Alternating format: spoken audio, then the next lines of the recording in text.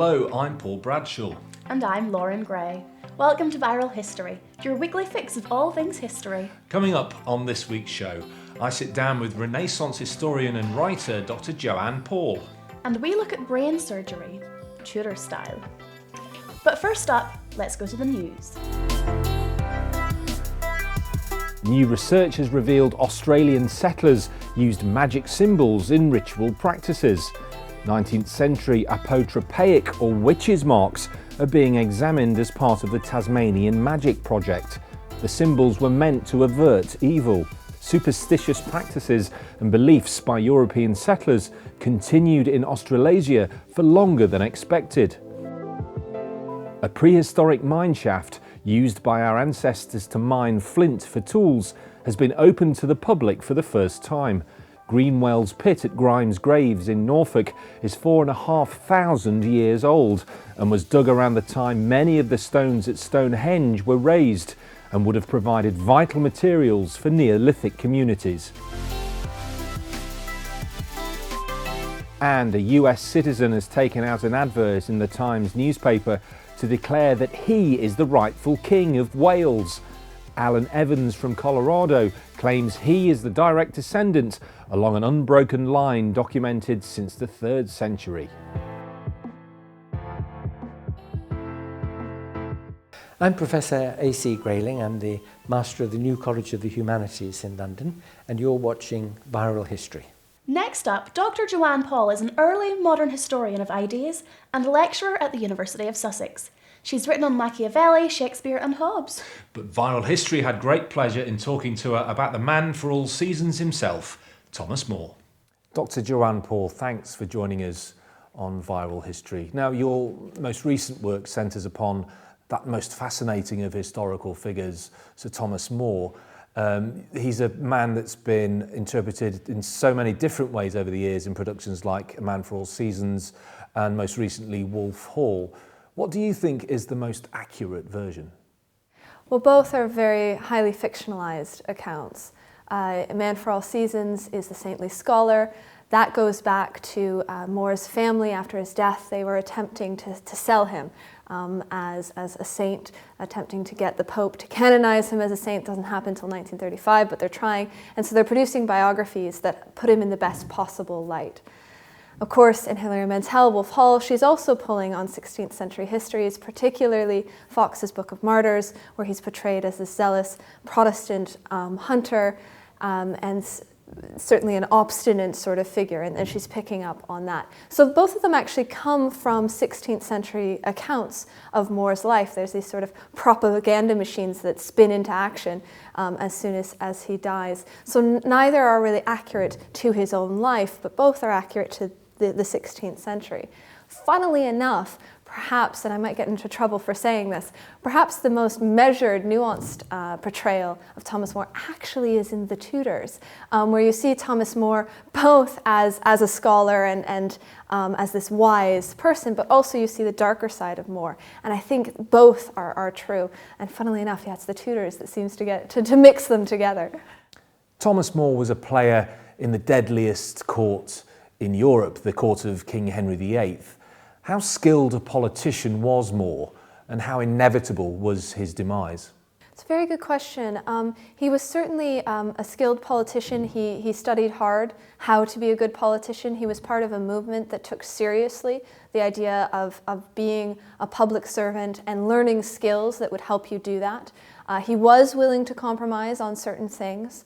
For instance, he was a good friend of Cardinal Wolsey, but when Wolsey fell and he took his position, he did publicly denounce him and condemn him. So he was willing to change his position. He lies at certain point for political reasons. So he is willing to play the game, but only up until a point. And he does hit that point with the break with Rome. Whether or not it's inevitable, I mean, Henry's change on his support of the Pope is certainly not inevitable. That you wouldn't have in the early 1520s thought that Henry VIII, this defender of the faith, would turn on the Pope. So I don't think in that sense it's inevitable. And More knew how to play the game. He just wasn't willing to bend the rules that far. I mean, certainly More saw, he thought a lot about death. Death was one of the fundamental parts of his worldview, his framework for thought and action. He constantly refers to the memento mori, the remembrance of death, as a way of trying to separate out what's real about the world, what's eternal about the world, what's divine about the world, and what isn't, what's ceremonial, what's trappings, what's artificial. And so the remembrance of death helps him to do that. He writes quite a bit about it.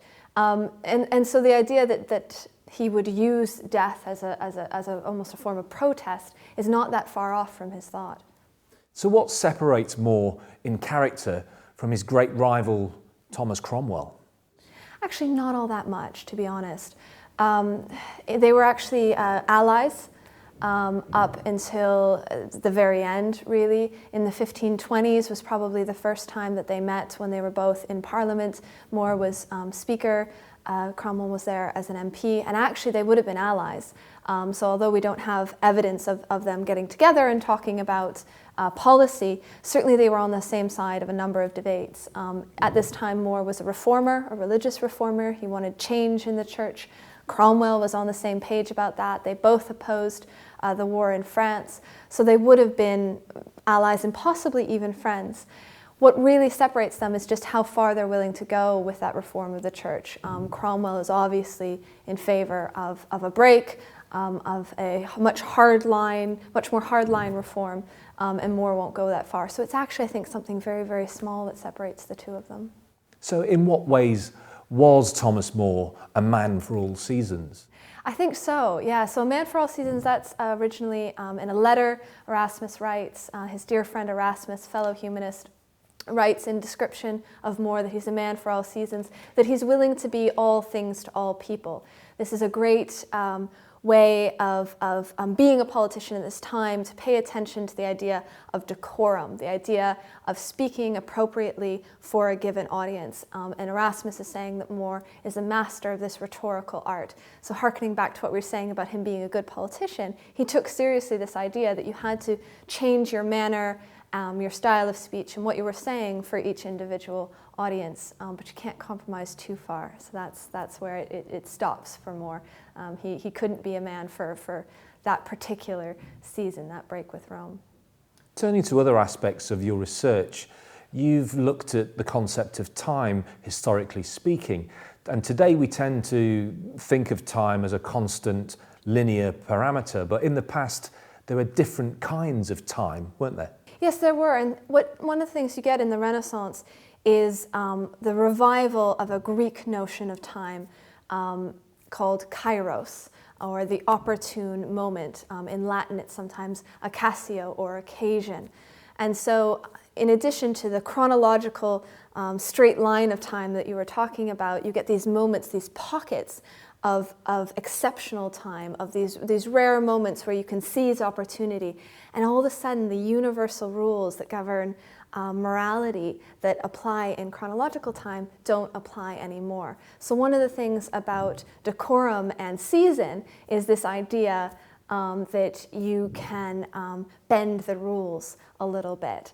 And that changes how being a politician is. That changes the rules around politics. And so you get people like Machiavelli saying that in order to seize the occasion, you have to bend the rules quite a bit. You have to get rid of all sense of morality. Sometimes you have to embrace vice. This is not something that, for instance, Thomas More would get behind, but it's sort of the extension of this idea of being a man for all seasons, is that you adapt even your morality to suit the time, to seize the occasion. So what's next for you? Yeah, so I'm working on a book right now that's drawn from my PhD research. It looks at theories of counsel and advice giving in the Tudor and Stuart courts, how to give advice in the most dangerous court in Europe while keeping your head, how to impact politics in an increasingly absolutist monarchical regime. A fascinating insight into Thomas More. Next up on Viral History, we travel back to the 16th century in a new series about Tudor medicine as we make the first visit to the surgeon's room.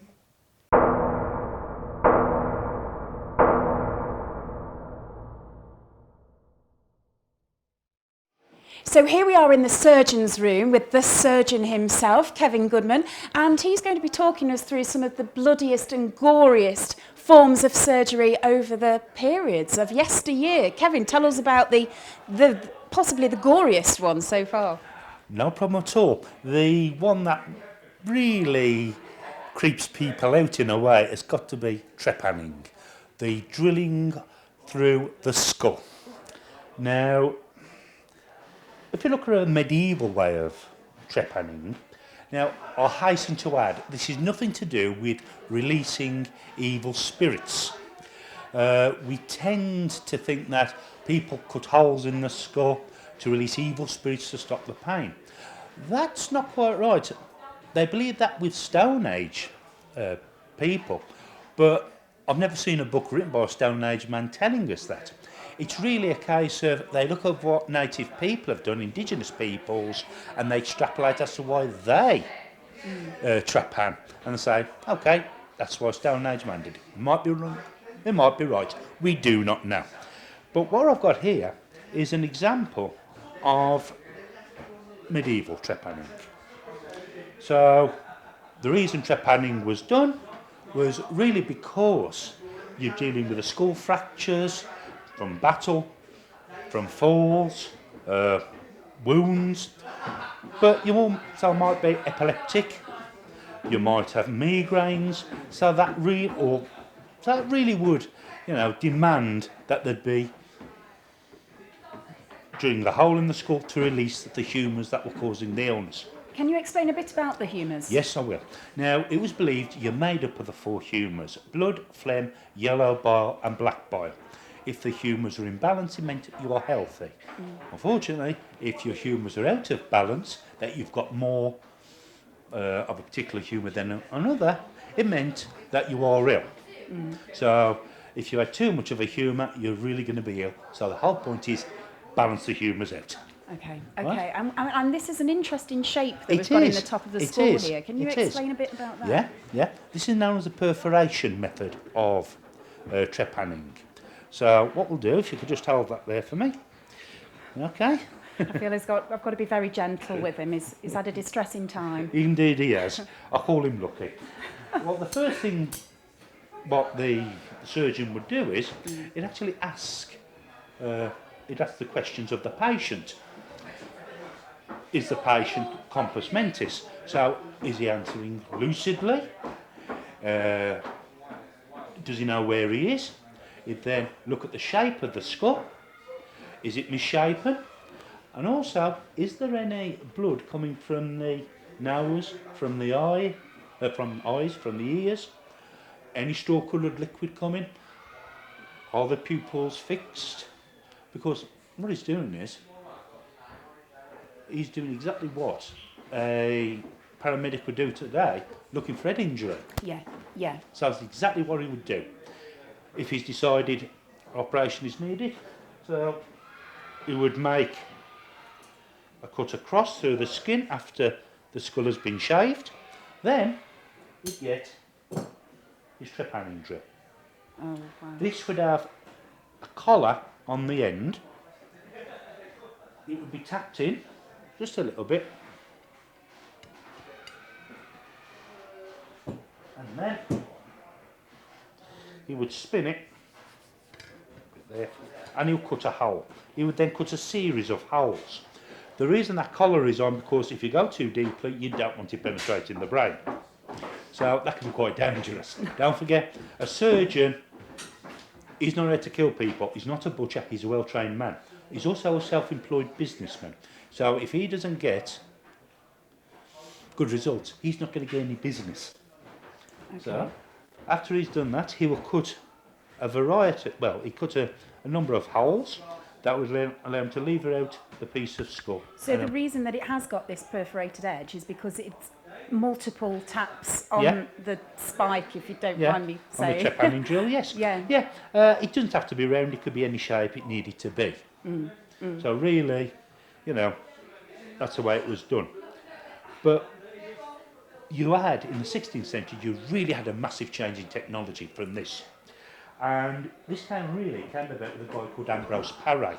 Now, he was a French barber surgeon who later came on to be a surgeon, and he served 3 kings of France. And he made some massive technological changes.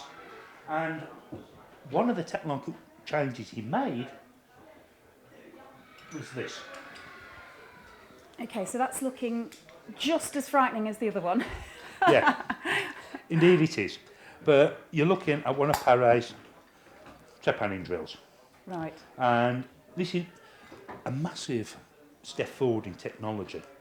I mean, it's a brace and bit, so any woodworkers would recognise it.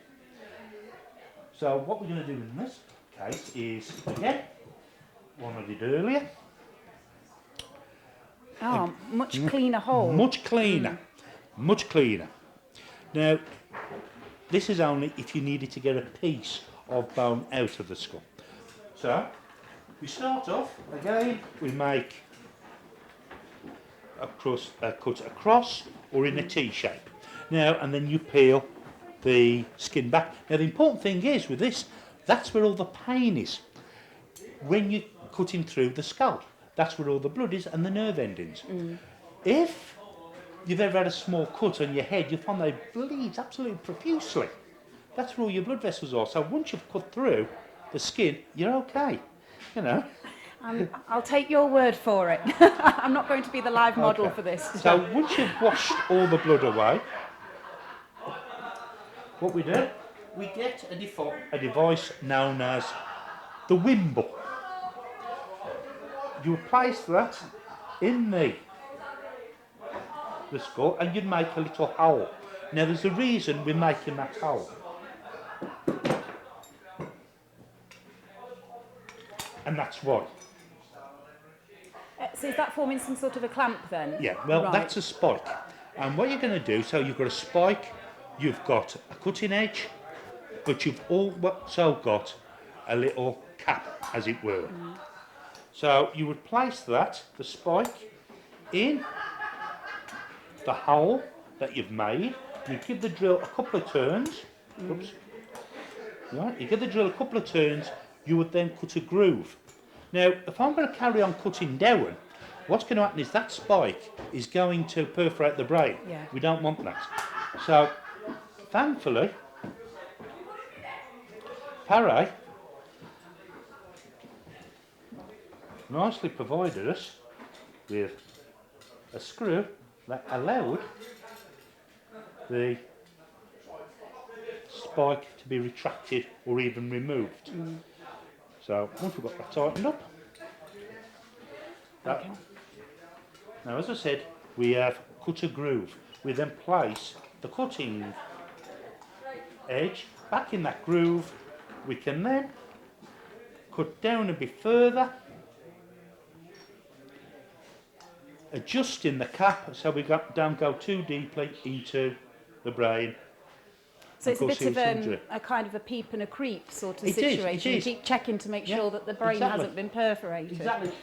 The dura mater, the membrane that surrounds the brain, they really didn't want to perforate that because in either medieval or in the 16th century, you perforated the dura mater, then what you're going to result in is what they know as a hot abscess, which could be dangerous. All the humans would be drawn to it, and then it's basically, it would rot. And the other problem you've got is cutting into the skull, meningitis.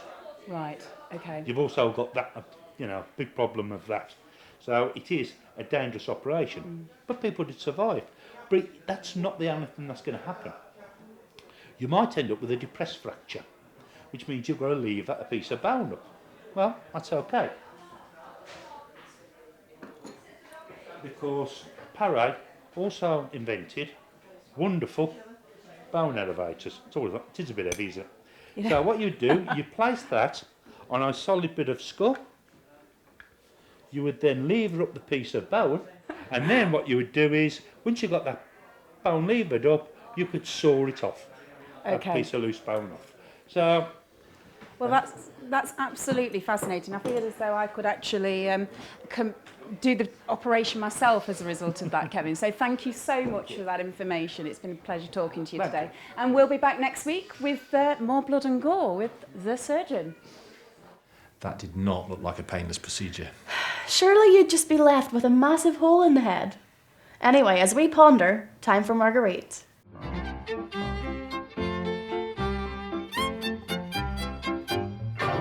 9th of March. Kissing in public was made punishable by death today in 1562 in Naples. The authorities were more concerned about plague than morality.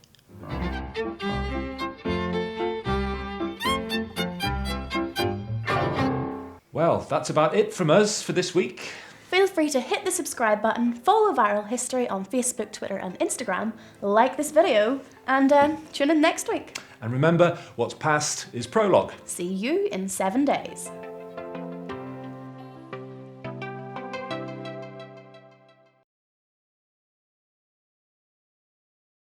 Well, that's about it from us for this week. Feel free. I don't actually. Oh, it would help if I actually turned it the right way.